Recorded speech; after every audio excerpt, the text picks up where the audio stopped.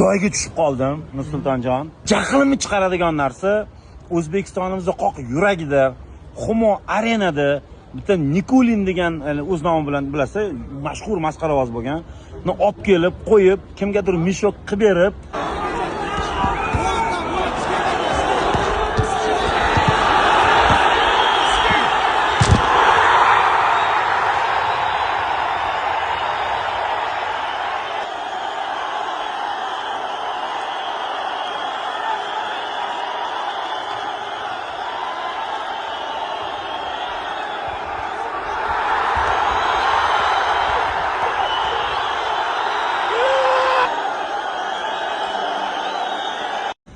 O'zbekistonning nomidan qo'yayotganlariga va undan tashqari haligi u baqir-chaqirlarga fikringiz qanaqa aka?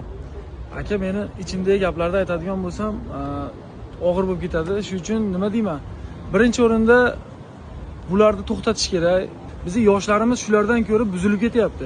Ertaga kim shularni qo'llab-quvvatlab, kulib qo'llab-quvvatlab turgan odam bo'lsa, uylaridan farzandi, jiyani, aka-ukasining bolalari shunaqa qilib chiqadi, dardini hech kimga aytolmasdan uyda o'tiradi. Anadolu вечер. Yeliya topiriya! Qayerdasan?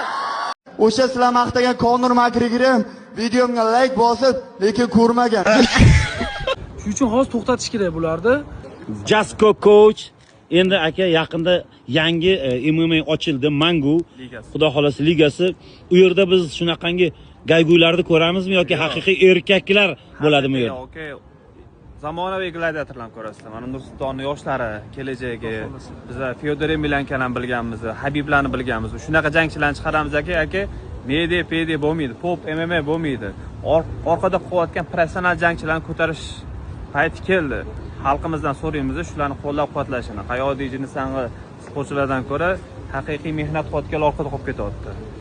Ya'ni aytmoqchisizki, Xudo xolasa tez kunlarda o'sha asl rahmatli Murodxon To'rayev payti bo'lganda, mana hozirgina nagradadan chiqdik. Bunaqalar yaqinlasha olmasdi hamda, yaqinlasha olmasdi ham. Endi inshaalloh o'sha davrlarga qaytamiz degan umiddamiz. Albatta. Xullas, yaqinda turnir bo'ladi. Bu turnir bilan bularni solishtirasizlar. Keyin nimani ko'rish kerakligini o'zingizlar bilasizlar, Xudo xolasa. Azizlar, agar gaplarimiz sizga ma'qul kelgan bo'lsa, yurichani qizartirib qo'yib, ko'proq tarqataylik, chunki o'zbeklar asl jangchilar zoti bo'lgan, qolgani kapeyka.